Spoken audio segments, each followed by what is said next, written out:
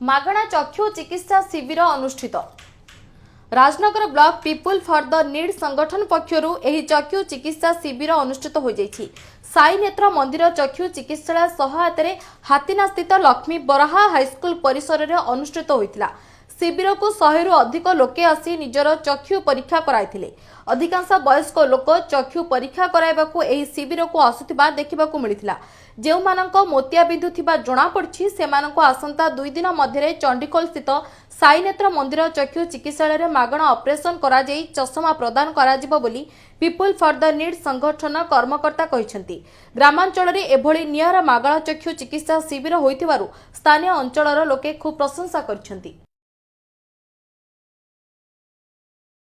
पर आमे हमर टीम को धरिके एठिक आसिक आमे पहुंचीचु एवं लोक मानकर चक्षु परीक्षा करूचु। एबे को हमर 100 रु ऊर्ध्व लोकंकर आमे चक्षु परीक्षा कराई साइलुनु।